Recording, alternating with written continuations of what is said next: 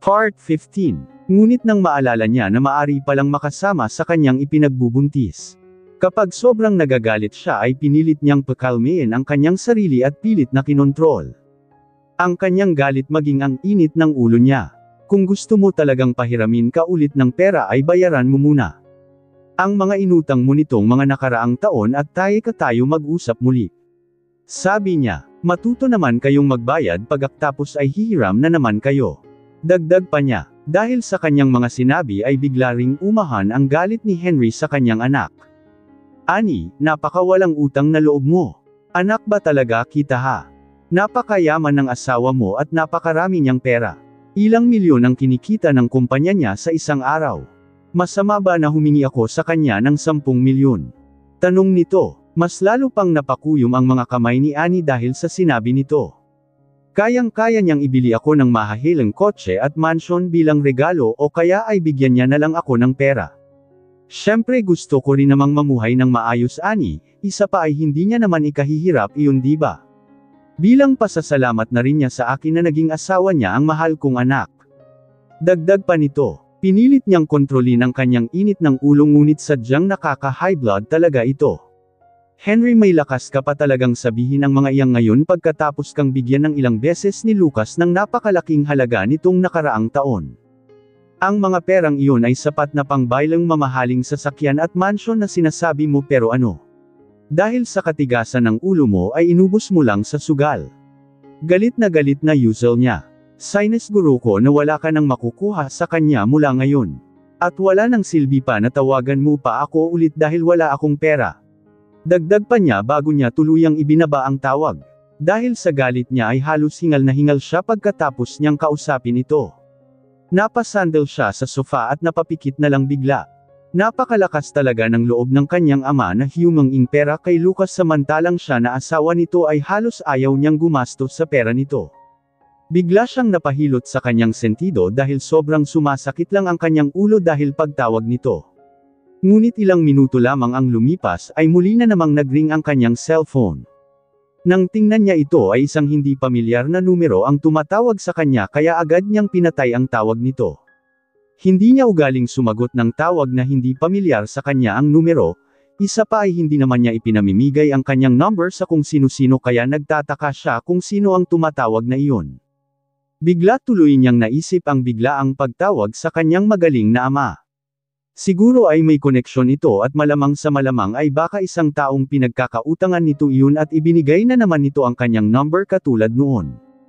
Muli na namang nagring ang kanyang cellphone at wala na siyang choice kung hindi ang sagutin ang tawag nito kaya. Hello, sabi niya rito. Hello, ito ba si Ani? Tanong ng isang malalim na tinig mula sa kabilang linya. Oo, ako nga. Sino ito? Tanong niya rito habang nakakunot ang noo. Isa akong nurse dito sa isang ospital. Isinugod ang may-ari ng cellphone dahil bigla na lamang itong bumagsak sa gitna ng kalsada. Dahil nga ikaw ang huling tinawagan niya ay mukhang magkakilala kayo. Kritikal ang lagay niya ngayon at kailangan niyang maoperahan, tuloy-tuloy na sabi nito sa kanya. Biglang nanlaki ang kanyang mga mata dahil sa sinabi nito. Sige, pupunta ako agad dyan. Nanginggig ang boses niyang sagot rito. Nang ibaba nito ang tawag ay bigla na lamang siyang nanghina bigla. Sa kabila ng galit at puot niya sa kanyang ama dahil sa sobrang pagkalulong nito sa alak at pagsusugal at silang dalawa ng kanyang ina ay sobrang nahihirapan at sobrang naghihikahos sa buhay noong bata pa siya dahil sa kinukuha nito lahat ng pera ng kanyang ina ay hindi niya magawang tiisin ito. Bigla na lamang siyang nag-alala nang marinig niya hinimatay ito at nasa kritikal na kalagayan, isa pa ay kung hindi dahil rito ay tiyak din namang wala siya sa munod pag nagkataon. Bilang isang anak ay kailangan niya munang isantabi ang kanyang galit rito upang punan ang responsibilidad niya bilang anak nito. Mabilis siyang tumakbo sa kanyang silid upang maghanda ng kanyang mga gamit at kinuha rin ni Ani ang kanyang debit card at nagmamadaling pumunta sa ospital.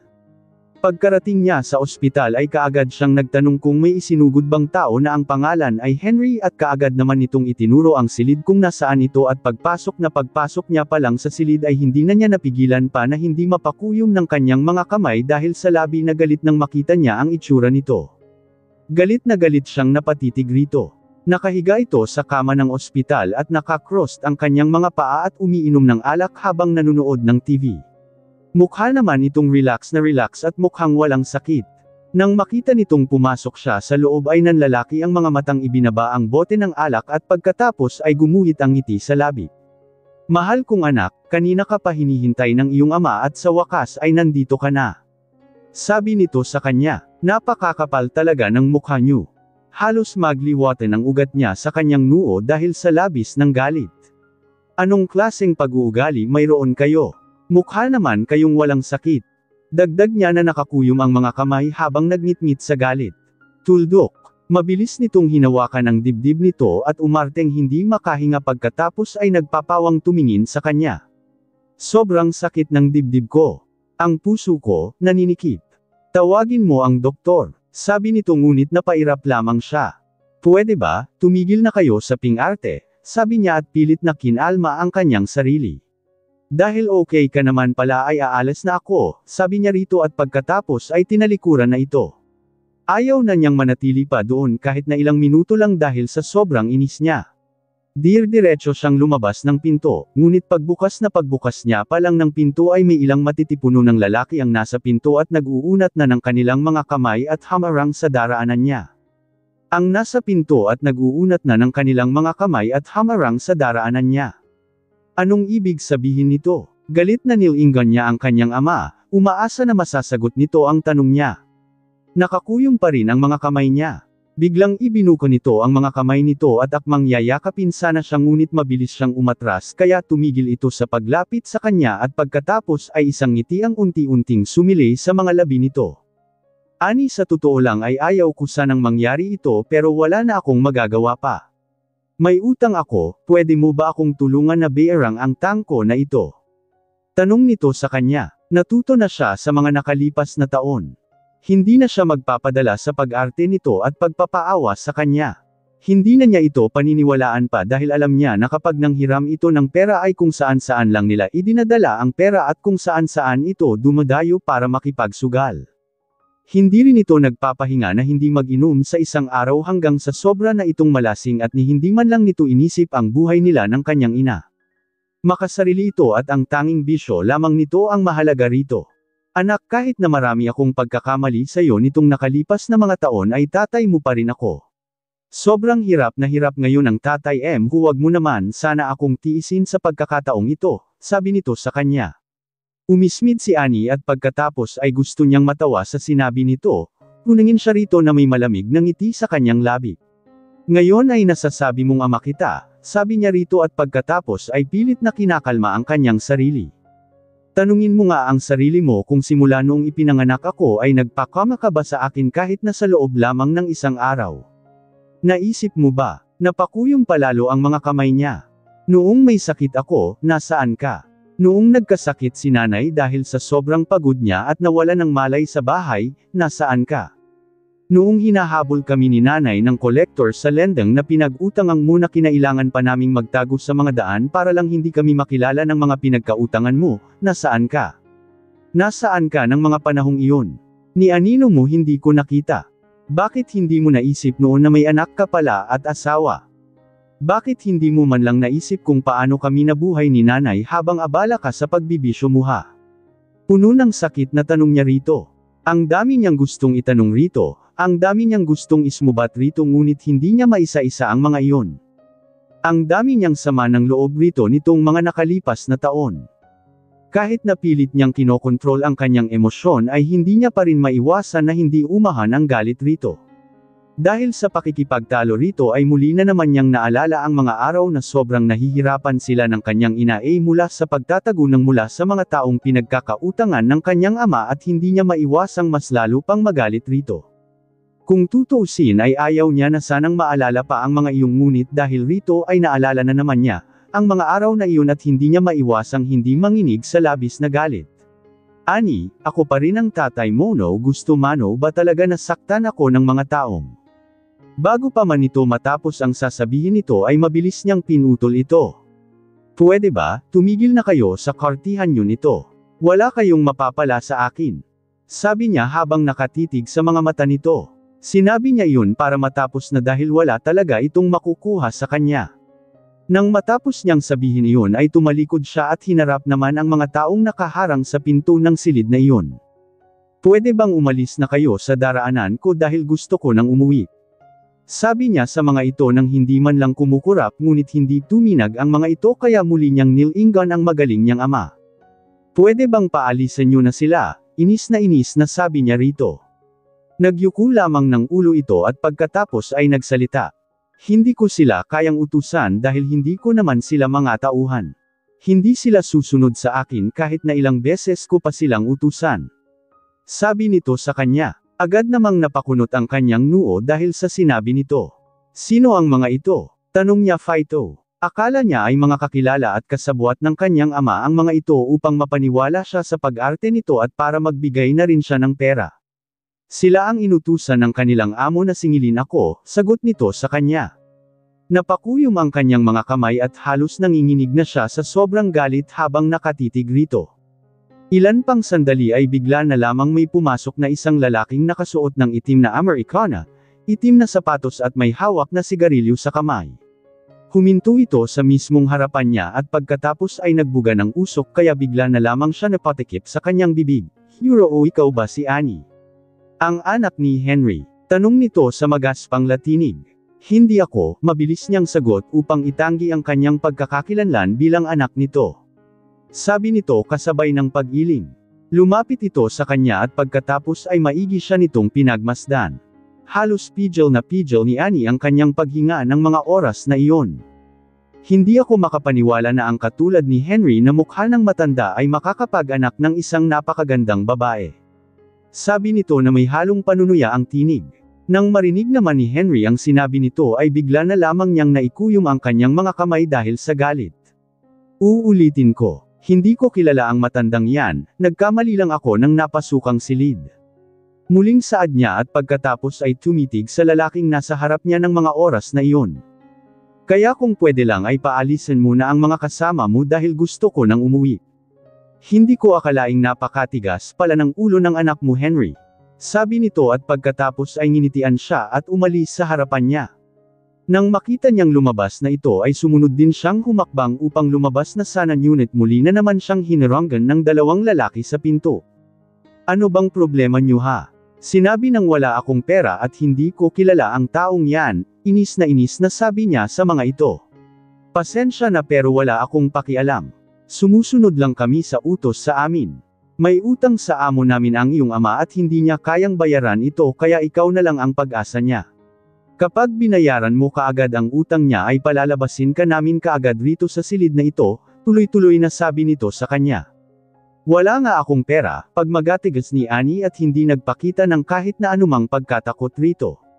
Akala niya ay umalis na ang lalaking may hawak na sigarilyo kanina ngunit muli lang itong lumitaw sa likuran ng dalawa at pagkatapos ay humitit ito sa huling pagkakataon sa sigarilyo nito bago nito tuluyang pinatay Eric Baga nito.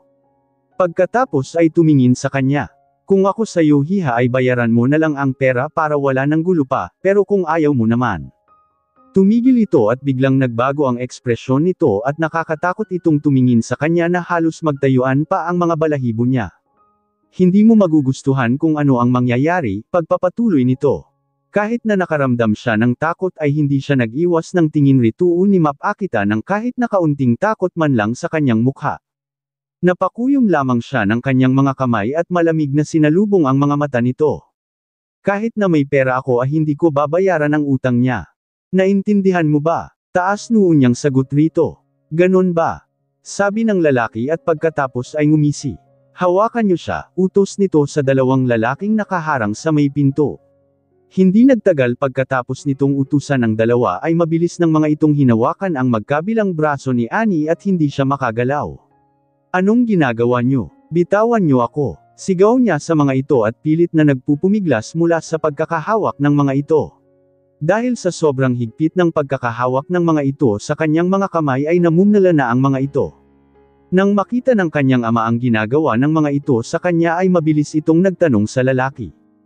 Anong ginagawa ninyo? Bitawan niyo ang anak ko. Sigaw nito sa mga ito at pagkatapos ay mabilis na bumangon ito sa lakama. Lumapit ito sa kanila at pilit na tinatanggal ang mga kamay ng lalaki na nakahawak sa mga kamay niya at ang mukha nito ay mukhang alalang-alala sa kanya ng mga oras na iyon. Gusto niyang matawa sa itsura nito ng mga oras na iyon. Gusto siya nitong iligtas mula sa mga lalaking iyon samantalang hindi nito inisip iyon bago siya nito ilagay sa ganoong sitwasyon. Nang makita ng lalaki na naroon siya at pilit na tinatanggal ang mga kamay ng dalawa mula sa kanya ay malamig siyang tinapunan ng tingin ng lalaki na pinakalider yata nila. Magpasensyahan na lang tayo Henry dahil kung hindi mo mababayaran ang utang mo ngayon ay wala akong pagpipilian kundi patay *n ang isa sa inyo ngayon. Pagbabanta nito sa kanya. Agad namang nanlaki ang mga mata ng kanyang ama at pagkatapos ay nahintakutang tonmitig rito pagkatapos ay napailing. Euro o hindi kailangang mangyari iyon. Babayaran ko ang utang ko. Maraming pera ang manugang ko, sabi nito. Narinig ko ng ilang beses iyan, pero asan na nagbayad mo? Pero di baale na. Itong anak mo na lang ang hihingin kong kabayaran ng utang mo, sabi nito habang nakangisi pagkatapos ay hinawakan ang baba ni Annie. Halos kilabutan siya ng damapo ang kamay nito sa kanyang balat. Direng-diri siya. Nang matapos sabihin ng lalaki iyon ay agad namang napailing muli ang kanyang ama. Hindi, huwag mong galawin ang anak ko, sabi nito ngunit wala itong nagawa. Umalis na tayo at dalhin mo ang babaeng yan, utos ng leader ng mga ito at tumalikod na. Nang makita ni Henry na hinihila na si Annie ng mga tauhan ng lalaki ay agad siyang nakaramdam ng takot. Penante si Annie dahil lang nag-aalala ito sa kanya ngunit iyon ang nangyari. Isa pa ay asawa ito ni Lucas at manuganggang pamilya Montenegro na sobrang yaman at kilala sa lipunan at kapag may nangyari rito tiyak na hindi siya kaaawaan ng manugang niya at baka ito na mismo ang magpatapos ng buhay niya. Habang iniisip niya iyon ay mas lalo pa siyang natakot at mabilis na hinabol ang mga ito. Sandali lang, may pera ako sa loob ng silid. Pidgel niya sa mga ito at mabuti na lamang at tumigil ito at nilingan siya. Sa tingin mo maniniwala pa ako sa sinasabi mo. Pero boss, hindi mo pwedeng galawin ang anak ko lalo pa at may asawa na siya. Ang kanyang asawa ay isang Montenegro at siya ay manugang ng mayamang pamilya kaya hindi pwede, sabi niya rito habang sobrang bilis ng tibok ng puso. Pagkarinig nito ay bahagyang natigilan ang lalaki ng ilang segundo ngunit agad din namang nakabawi pagkatapos ay napatawa ng malakas. Henry, nagpapatawa ka ba? Anong sabi mo? Montenegro ang manugang mo, ang nag-iisang tagapagmana ng pamilya Montenegro. Tumawa ito at halos napahawak pa ito sa tiyan. Hindi ko alam kung saan mo napulot ang lakas ng loob mong sabihin yan. Sabi nito na nagpupunas ng luha dahil sa labis na pagtawa. Ang daling sabihin niyan, pwede mano nga ring sabihin na siya ay anak ng presidente o ng isang hari sa ibang bansa. Dagdag pa nito, biglang nalukot ang mukha ni Henry dahil sa sinabi nito at halatang ayaw talaga nitong maniwala sa sinasabi niya. Mabilis siyang tumitig kay Annie habang patuloy pa rin sa pagpupuiniglas habang hawak-hawak ng tauhan nito ang kanyang dalawang kamay. Anak, sabihin mo sa kanila ang Tot 00 dahil kung hindi ay baka dalhin kanila sa isang nightclub para ay auction.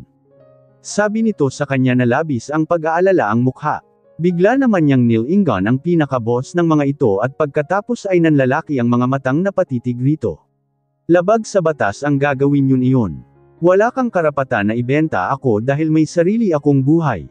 Inis na sabi niya rito. Mas lalo pa siyang nagpumiglas ngunit sadyang malakas talaga ang mga nakahawak sa kamay niya at hindi siya makawala. Tinapunan siya nito ng tingin at pagkatapos ay ngumisi lamang sa kanya at hindi nagsalita. Nang mga oras naman na iyon ay agad nang kumilos si Henry upang kunin ang cellphone niya sa kanyang bulsa. Nagulat pa siya kung ano ang kinukuha nito doon ngunit agad niyang nakita na hawak-hawak na nito ang cellphone niya. Sa sumunod na sandali ay nakita niya itong may tinatawagan na. Agad na pinulot ni Lucas ang kanyang cellphone nang makita si Annie ang tumatawag. Hello, bungad niya agad rito. Mahal kong manugang, ang biyanan mo ito. Iyon ang bumungad sa kanya. Agad siyang napasimangot nang marinig niya ang tinig nito. Anong kailangan mo? At bakit mo hawak ang cellphone ng asawa ko? Malamig na tanong niya rito. Nang marinig ng lalaki ang isinagot nito kay Henry ay bigla niyang inutusan na bitawan ng kanyang mga tauhan ang anak nito pagkatapos ay nakinig sa usapan ng mga ito na sobrang interesado. Hindi kaya totoong ang nag-iisang tagapagmana ng mga Montenegro Zero ang manugang nitong matandang pangit na ito? Hindi niya naiwasang itanong sa kanyang isip. Lucas, may utang ako at sinisingil na nila ako ngayon. Kung hindi daw ako makapagbayad ay, bago pa man matapos nito ang kanyang sinasabi ay kaagad na niyang pinutol ang mga susunod pang sasabihin nito sa Coneva. Labas na ako dyan. Problema mo na yan, walang gana niyang sagot rito at akmang papatayin na sana ang tawag ng bigla na lamang muling sumigaw ito na may halong pag-aalala ang tinig. Pero hawak nila si Annie at kung hindi ko raw mabayaran ang utang ko ay siya raw ang magiging kabayaran, sabi nito. Nang marinig ang sinabi nito kaagad siyang napatayo mula sa kanyang kinauupuan. Pagkatapos ay napakuyom ang kanyang mga kamay nang wala sa oras. Nasaan ka? Nasaan kayo? Tanong niya rito. Agad-agad din naman itong sinabi sa kanya kung nasaan sila ng mga oras na iyon at hindi na siya nag-aksaya pa ng oras pagkatapos ay dinampot niya muna ang kanyang coat at pagkatapos ay dali-daling lumabas ng kanyang opisina. Sa kotse, nakakuyom ang kanyang mga kamay at halos walang mababakas na emosyon sa kanyang gwapong mukha ng mga oras na iyon. Galit na galit siya. Sino kaya ang mga taong naglakas ng loob na gawing bihag ang kanyang asawa para lang ibigay ang gusto ng mga ito? Sinisiguro niyang mananagot ang mga ito sa ginawa nila. Makalipas lamang ang halos kalahating oras ay nakarating na siya sa ospital kung saan sinabi ni Henry. Dali-dali siyang pumasok sa especially idol at agad na nagdirdiretso sa silid kung saan eksaktong naroon ang mga ito. Ibinalik siya ng lalaki sa loob ng silid ng kanyang ama Kanjna. Nang bumukas ang pinto at nakita niya si Lucas ay akala ni Annie ay imagination lamang siya. Annie, bigkas nito sa pangalan niya. Tingnan mo nga naman. Sabi ng pinaka-boss ng mga ito nang makita si Lucas. Nang masiguro niyang nasa harap niya nga talaga ito ay mabilis siyang tumakbo papunta rito, pero nakakadalawang hakbang pa lang siya ay muli na naman siyang hinaranggan ng mga tauhan ng lalaki kaya hindi siya nakalapit kay Lucas. Tumabi kayo, malamig na sabi ni Lucas sa mga lalaking nakaharang sa kanya at habang nakikinig lamang sa boses nito ay kahit sino siguro ay matatakot sa lamig ng tinig nito. Apakakalmado pa rin ang ngunit napakalamig ang mga matang nakatitig sa mga lalaki. Ang mga lalaking nakaharang sa harap niya ay nanginginig sa takot na umalis sa harap niya. Sa sumunod na sandali ay tuluyan nga siyang nakarating sa harap ni Lucas at niyakap nito. Nang mahawakan niya ito at maamoy niya ang pamilyar na pabango nito ay doon lang pumasok sa isip niya na totoong ang naroon ito sa kanyang harapan at hindi isang imahinasyon lang. Nasa harap niya talaga si Lucas. Huwag ka nang mag-alala dahil ligtas ka na. Sabi nito sa kanya. Dahil sa sinabi nito ay mas lalo lamang siyang napayakap rito ng mahigpit. Ilang sandali pa ay hinaplos nito ang kanyang buhok at hinawakan ang kanyang ulo at inilayo rito upang halikan siya sa kanyang noo. Hintayin mo ako sa kotse at ako na ang bahala rito. Sabi nito sa kalya. Ngunit bigla siyang napailing at termitig rito. Ayoko, dito lang ako. Kung gusto mo ay sa gilid lang ako para hindi ako makaistorbo. Sabi niya rito. Sa kanyang puso, hindi niya pa rin maiwasang hindi mag-alala sa kabila ng lahat. Hindi dahil sa ayaw niyang iwanan doon ang kanyang magaling na anak kundi dahil na rin sa iniwang hiling sa kanya ng kanyang ina. Halos 1,000 beses nitong sinabi sa kanya bago ito mamatay na kahit anong sama pa ng loob niya sa kanyang ama ay huwag na huwag niyang pababayaan ito dahil kahit balik-baliktaran man niya ang mundo ay ito pa rin ang kanyang ama. Kaya paano niya hindi susundin ang huling kahilingan nito sa kanya? Pumunta ka na sa kotse. Promise, susunod ako doon kaagad pagkatapos lang ng ilang minuto, sabi nito sa kanya habang nakatitig sa kanyang mga mata. Nang makita niyang mukha sinsero naman ito sa sinabi nito ay wala na siyang nagawa pa kundi ang tumanggaw na lamang rito. Sage, sagot niya at bahagyang ngumiti rito, nginitian din siya nito. Pagkaalis ni Annie ay hinubad naman ni Lucas ang suot niyang coat. Pagkatapos nito ay binuhat ni Kian ang isang upuan patungo sa likod ng pinto at umupo doon si Lucas. Ang kanyang mga binti ay automatikong nagdekwatro at kung titingnan ay mukha siyang isang hari habang nakatingin sa mga tao sa loob ng silid na iyon. Ang mga tauhan ng lalaki kanina ay natatakot na habang nakatitig pa lamang sa itsura nito. Nilinggan niya si Kian at pagkatapos ay dali-dali naman siya nitong tinanguan. Sa isang sulyap lamang ay alam na nito kaagad ang gusto niyang sabihin. Agad nitong isinara ang pinto. Dahil nga sa takot ng mga lalaki sa kanya ay agad na nagpaliwanag ang pinaka-boss ng mga ito at pagkatapos ay may isang kinakabahang ngiti sa mga labi nito. Mr. Montenegro, pasensya ka na. Wala naman talaga kaming balak na saktan ang inyong asawa at dahil sa ginawa namin ay alam kong nararapat lang na parusahan ninyo kami. Sabi nito sa kanya. At pagkatapos ay bigla itong napasulyap sa kanyang biyenan na nakatayo malapit lamang sa kanya. Ngunit si Henry, nang ma-realize nito ang sinabi niya ay kaagad nitong inagapan ang kanyang pagsasalita. Ang iyong biyenan ay may utang sa amin na 2 milyon, binigyan namin siya ng palugit na 3 buwan para makapagbayad ngunit dumating na ang takdang araw at oras ng paniningil namin ngunit wala siyang maibigay. Natural lang naman na singilin namin siya hindi ba? Tuloy-tuloy na paliwanag nito sa kanya. Sana naman ay maintindihan nyo kami dahil hindi birong halaga iyon, dagdag pa nito sa kanya. Tinapunan niya ito ng matalim na tingin at pagkatapos ay tinanong. Gusto mo ba talagang palampasin ko ang ginawa mo sa asawa ko? Malamig na tanong niya rito. Agad na tumango ito sa kanya. Gusto ko po syempre. Gustong gusto ko, sagot nito sa kanya. Siya naman ang napatango nang wala sa oras at pagkatap 0s ay tumitig sa mga mata nito. Kung ganon ay dapat sundin mo ang sasabihin ko, sabi niya rito. Iginala niya ang kanyang paningin sa loob hanggang sa matapat ang kanyang mga mata sa kanyang biyenan. Itinaas niya ang kanyang daliri at itinuro ito. Bugbugin mo siya. Sabi niya rito. Pero Mr. Montenegro, nagdadalawang isip itong nilingan siya. Hindi mo ba naintindihan ang sinabi ko? Tanong niya ritong muli na may mataas ng tinig at halata ng galit siya sa mga oras na iyon. Gawin mo na lang kung ano ang sinabi ni Sir na gawin mo. Biglang sabi ni Kian sa likuran niya. Agad namang napalunok ang lalaki at pagkatapos ay mabilis niyang sinenyasan ang kanyang mga tauhan na sundin ang kanyang utos at pagkatapos ay binugbog nila ang kanyang biyenan sa kanyang harapan mismo. Tumama ang mga kamay ng mga ito sa mukha ni Henry ng sunod-sunod. Hindi nagtagal ay narinig niya ang tinig ng kanyang biyenan na halos hindi na niya marinig pa dahil sa sobrang hina. Anak, ano ba ang nangyayari? Hindi naman ako ang gumawa ng masama kay Annie kundi sila, bakit ako ang pinapabugbog mo? Tanong nito sa kanya. Bahagyang tumigil ang mga ito at tumingin sa kanya na tila ba humihingi ng permiso. Ituloy niyo lang, sabi niya sa mga ito. Hindi man lang pinansin ni Lucas ang mga tanong at daing nito. Lucas, masakit, patigilan mo na sila, nagmamakaawa ako sa iyo, sabi nito sa kanya.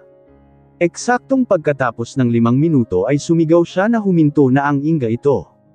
Bumagsak ito sa sahig at pagkatapos ay magang-maga ang mukha nito dahil sa tinamo nitong mga suntok mula sa mga ito.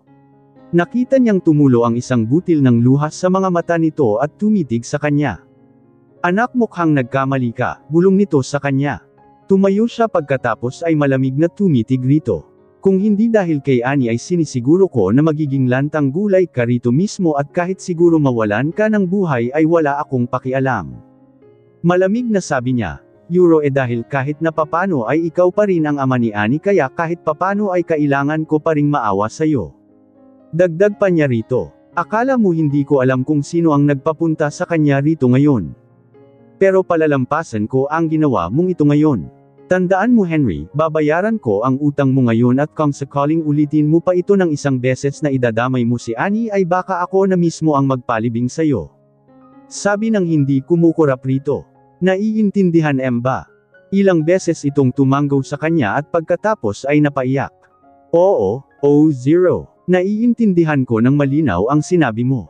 Sabi nito sa kanya. Mabilis na kinuha ni Lucas ang kanyang tseke kay Kian at mabilis na nagsulat doon at pumirma pagkatapos ay inabot ito sa lalaki. Bibigyan kita ng 3 milyon at ang 500 piso ay bayad para bantayan mo siya. Ang 500 piso pa ay ibigay mo sa kanya para may panggastos siya. Kapag nagsugal pa siya ulit ay pwede nung gawin sa kanya ang kahit na anumang gusto mong gawin sa kanya, sabi niya rito. Inabot ng lalaki ang tseke at pagkatapos ay tumanggo sa kanya. Mr. Montenegro, huwag kang mag-alala. Sinisiguro kong susundin ko ang utos ninyo. Sa mga oras naman na iyon ay si Henry ay mismo ang magpalibing sayo. Sabi ng hindi kumukurap rito. Naiintindihan ba? Ilang beses itong tumanggo sa kanya at pagkatapos ay napaiyak. Oo, zero. Naiintindihan ko ng malinaw ang sinabi mo. Sabi nito sa kanya. Mabilis na kinuha ni Lucas ang kanyang tseke kay Kian at mabilis na nagsulat doon at pumirma pagkatapos ay inabot ito sa lalaki. Euro o bibigyan kita ng 3 milyon at ang 500 piso ay bayad para bantayan mo siya.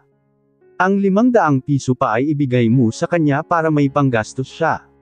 Kapag nagsugal pa siya ulit ay pwede nung gawin sa kanya ang kahit na anumang gusto mong gawin sa kanya. Sabi niya rito. Inabot ng lalaki ang tseke at pagkatapos ay tumango sa kanya. Mr. Montenegro, huwag kang mag-alala. Sinisiguro kong susundin ko ang utos ninyo.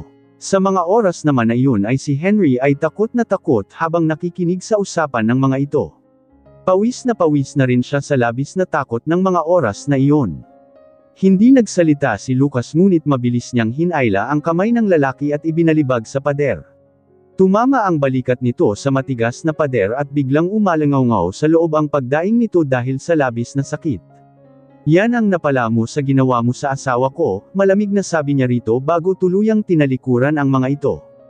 Sa kotse ay hindi na mapakalipas si Annie ngunit nang makita niyang papalapit na si Lucas sa kotse ay kaagad na siyang nakahinga ng maluwag. Paano ko ba siya haharapin? Napakagatlabi niyang tanong sa nayang sarili. Nang makapasok ito sa loob ng kots ay mabilis nitong itinuro ang kanyang pisngi. Tak-ang napatitig siya rito at hindi alam kung ano ang ibig sabihin nito. Samantala si Kian ang nagsalita at ipinaliwanag nito kung bakit nito itinuturo ang pisngi ni Lucas. Halikan mo raw siya Ma'am Annie bilang pasasalamat, nangingiting sabi nito sa kanya. Bigla niyang nilingan ito at nanlalaki ang mga matang napatitig rito, hindi niya akalaing iyon ang ibig sabihin nito. Seryoso ba ito na humihingi ng halik sa kanya? Hindi napigilan ni Annie na mamulalang bigla. Bagamat madilim sa loob ng sasakyan ay tiyak niyang makikita pa rin ito ang pamumulan ng mukha niya kung sakali. Napakagatlabi siya at pagkatapos ay nag-iwas ng tingin rito. Siya pa ang nahiya sa halip na ito dapat. Hindi niya akalaing magiging ganoon ito.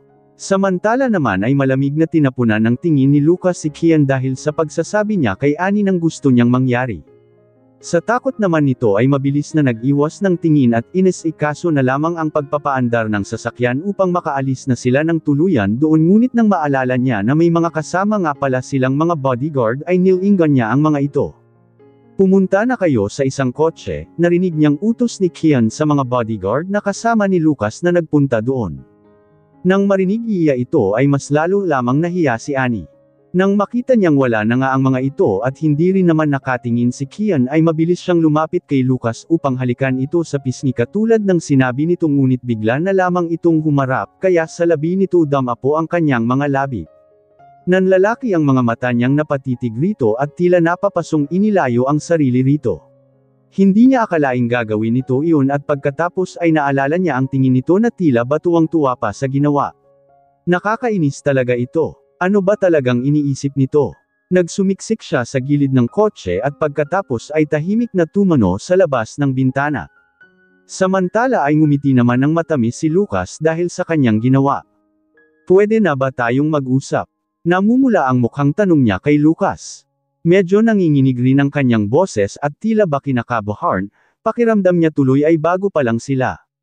Narinig niya ang paghugot nito ng isang malalim na buntong hininga. Ilang sandali muna itong natahimik bago nagsalita. Umaandar na ang sasakyan ng mga oras na iyon at si Kian ay abala sa pagmamaneho. Bigyan mano ng pera ang tatay mo at bilinin mo siya na huwag na siyang magsusugal pa dahil kung hindi pa rin siya tumigil sa pagsusugal niya ay baka putulin ko na ang mga karmay niya. Sabi nito sa kanya. Nang marinig niya ang sinabi nito ay natahimik siya bigla sa kanyang kinauupuan at hindi niya alam kung ano ang magiging reaksyon niya. Galit ka ba? Tanong nito paglipas ng ilang minuto. Umiling siya. Hindi, sagot niya at pagkatapos ay napatitig sa mga tao sa dinadaanan nila. Nalulungkot ang ako, mahinang bulong niya rito. Simula noong bata pa ako ay naiinggit na ako sa may masayang pamilya kung saan ay nagmamahalan sila dahil hindi ko iyon naranasan. Ni hindi man lang niya alam ang maghanap buhay at ni hindi niya man lang ako naibili ng mga bagay na gusto gamit ang pinagpaghiran niyang pera dahil puro lang pagsusugal ang inaatupag niya. Dagdag pa niya, kahit na sana mahirap lang ang buhay namin kung matino siyang ama ay okay lang sa akin, kahit na hindi na niya ako maibili ng kahit na anumang pinakamurang manika at damit, pero hindi. Napakawalang kwenta niya. Napakamakasarili niya sa kabila ng lahat ng sakripisyo na ginawa ng nanay ko para lang sa pamilya namin, sabi niya sa mas mababang tinig. Sa totoo lang ay napakatagal niyang kinimkim iyon sa sarili niya at hindi ikwinento sa kahit sino. Isa pa ay Kanin Zero naman sana niya ito ikwekwento kung sakali. Wala naman siyang ibang kapatid at nahihiya rin naman siya sa mga kakilala niya na ikwento ang tungkol rito. Habang lumalaki siya ay itinago niya sa lahat ng kakilala niya ang tungkol sa pagkakaroon niya ng ama na lulong sa sugal, natatakot siya na baka kapag nalaman ng iba ang tungkol doon ay husgahan siya at iwasan at baka pagtsismisan pa siya kaya pilit niyang itinago ang tungkol rito. Palagi niyang daladala iyon sa araw at hindi man lang naglakas na sabihin kahit kanino man ngunit sa mga sandaling iyon ay hindi niya napigil ang sarili niyang hindi mag-open up rito at sa unang pagkakataon ay binuksan niya ang usaping iyon at kay Lucas pa talaga. Hindi niya rin inaasahan iyon. Hindi niya sinabi ang mga iyon para magpaawa rito o para makuha ang simpatsya nito pero dahil pinagkakatiwalaan na niya ito. Gusto lamang niyang maglabas ng kanyang sama ng loob. Mahilig ka sa manika at mga damit? Tanong sa kanya ni Lucas bigla. Tumango siya. Siyempre, lahat naman ng babae ay iyon ang gusto, sagot niya rito. Naaalala ko pa na noong ika-10 kaarawan ko ay niregaluhan ako ng nanay ko ng napakalaking manika na may blonde na buhok at may malalaking mga mata at mahahabang pilik mata. Sobrang nagustuhan ko iyon pero, nalungkot siya bigla habang inaalala iyon. Tila ba nagkaulap ang kanyang mga mata at biglang napayuko. Nalasing siya kinagabihan at itinapon niya sa labas ang manika ko. Tumigil siya sandali at napakagatlabi. Sobrang lakas ng ulan noong gabing iyon at sobra-sobra akong nalungkot nang malaman ko na itinapon niya lang iyon kaya nagmamadali akong lumabas ng bahay namin para hanapin sana, pero tumagal ng ilang oras ang paghahanap ko ngunit hindi ko na nakita pa at sobrang babad na ako noon sa buhos ng ulan. Anong sumunod na nangyari? Tanong ni Lucas. Pumikit siya ng mariin bago siya nagpatuloy. Pagkapasok ko ng bahay namin ay sinabi sa akin ng nanay ko na ibibili na lamang niya ulit ako ng kaparehong-kapareho ng manikang iyon ngunit sinabi ko sa nanay ko na huwag na lang. Mahinang bulong niya, si bakit naman tumanggi ka? Nakakunot ang noong tanong nito sa kanya. Malungkot na ngumiti siya rito. Napakamahal kasi ng manikang iyon at nang malaman ng tatay ko na binili niya iyon para sa akin ay nagalit ito. Nagalit siya dahil sobrang mahal daw ng pagkakabili nito ng manika at binugbog niya ang nanay ko syarap ko mismo. Napakuyom ang kanyang mga kamay nang maalala niya ito. Naaalala ko pa noon na sobrang payat ko lang at niyakap ko ang nanay ko, pilit ko siyang pinuprotektahan mula sa walang hiya kong tatay pero dahil maliit pa ako ay hinailan niya lang ako at isinalya na lang kung saan. Wala akong magawa kundi ang umiyak habang paulit-ulit kong sinasabi sa isip ko na balang araw ay aalis kami ng nanay ko na kaming dalawa lang at nangarap ako na balang araw ay mabibigyan ko siya ng magandang buhay. Mas napapikit pa siya ng mariin. Pero hindi na yun nahintay pa ni nanay, pagkasabi nun ay bigla na lamang, tumulo ang luhang kanina pa niya pilit na pinipigilan. Walang nakakaalam ng mga bagay na iyon bukod kay Olivia. Siguro ay pareho lamang sila ng pinagdaanan nito noong bata pa sila dahil lagi silang magkasama at magkayakap para lamang minaitan ang pakiramdam nilang dalawa lalo na tuwing malamig ang panahon. At habang lumalaki silang dalawa ay mas naging mature sila at naging matalino, ngunit ang mga alaala at mga karanasang iyon ay mananatili sa kanyang isip habang buhay. Ang manga araw na iyon ang masasabi pinaka-worst days niya na magiging dahilan pa ng kawalan ng pag-asa sa buhay ngunit sa kabila ng bagay na iyon ay nilabanan niya ang mga iyon at hindi siya nagpadaig kahit na isa sa mga iyon. Kung hindi pa muling nagpakita sa kanya si Henry ay nakalimutan na sana niya ito ngunit nang muli niyang masiilayan ang pagmumukha nito ay tila ba part bumalik lamang sa kanya lahat. Tila ba isang sugat ang nararamdaman niya na muling nasaling nang muli silang nagkita at sa mga oras na iyon, sa pagkakataong iyon ay tila ba mas masakit pa iyon kaysa sa mga nauna. Pero sa kabila ng lahat kahit na gaano pa kalaki ang galit niya rito ay ito pa rin ang kanyang ama. Magkano ang utang niya? Tanong niya kaagad rito. 2 milyon, mabilis naman nitong sagot sa kanya. Nanlalaki ang mga matang napalingon siya rito at gulat nang malaman niya kung magkano ang kabuuang utang nito. Ano? Hindi siya makapaniwala sa kanyang narinig at tila ba pinaglalaroan lamang siya ng kanyang pandinig. 2 milyon. Napakalaki ng halagang iyon. Noong mga nakaraan ay may naging mga utang din ito na 1,000 hanggang sa naging 10,000 at noong heli ay 100,000 na at ngayon ay milyon na. Hindi lang 1 milyon kundi 2 milyong piso. Hindi niya akalaing aabot ng ganon kalaki ang utang nito. Huwag mong sabihin na binayaran mo ang utang niya. Tanong niya rito. Bum-on-tang hininga naman ito. Maliit lang na halaga iyon para sa akin at wala lang iyon kung tutuusin. Sabi nito sa kanya sa mahinahong tinig. Pero Lucas, hindi lang naman ito tungkol sa kung gaano kalaking pera iyon kaya lang ay kung nagawa mong bayaran ang utang niya ngayon na 2 milyon baka sa susunod ay 5 milyon na ang hingin niya sa susunod at baka sa susunod pa ay mas malaki pa lalo. Napatampol siya bigla sa kanyang noo nang wala sa oras. Naiintindihan ko naman ang kabutihan mo pero kasi dagdag pa niya. Baka dahil sa ginawa mo ay lalo lang siyang maging sakam lalo pa at nasa isip no na handa mo naman siyang bigyan ulit ng pera. Habang bigay ka ng bigay sa kanya ay tanggap lang din naman iyong nang tanggap, sabi niya rito. Siyempre sa susunod ay hindi ko na siya bibigyan pa, sabi nito sa kanya. Inabot nito ang kamay niya at pagkatapos ay marahang pinisil ang mga kamay niya. Huwag kang mag-alala, hindi naman ako tanga para mapagsamantalahan niya, dagdag pa nito sa kanya. Sigurado ka ba? Nag-aalala pa ring tanong ni Annie rito. Kilala niya ang ugali ng kanyang ama, nasisiguro niyang para iyong linta. Tumanggo ito at pagkatapos ay bahagyang ngumiti sa kanya. Matapos niyang makita ang pagtango nito bilang paninigurado ay bigla na lamang gumaan ang pakiramdam niya at pagkatapos ay tumanggo na lamang din rito at tahimik na tumuno labas ng sasakyan. Pagdating niya sa kanilang bahay ay tinawagan niya pa rin ang kanyang ama para makausap ito ng maayos. Huwag niyong isipin na dahil lang sa tinagap mo na naman ang pera kay Lucas ay magagawa mo na ulit ang gusto ninyo. Bungad niya kaagad pagkatapos nitong sagutin ang kanyang tawag. Henry, binabalaan kita. Ito na ang huling pagkakataon na ako o si Lucas ay magbibigay ng pera sa inyo dahil sa susunod ay wala na kayong matatanggap mula sa amin. Sana naman sa puntong ito ay ayusin na ninyo ang sarili ninyo. Malamig na sabi niya bago tuluyang pinatay ang tawag nang hindi man lang binibigyan ito ng tayansa na makapagsalita. Pagkatapos ay nagmuni-muni na lamang siya ulit habang naghihintay ng oras hanggang sa dumating na ang hapunan.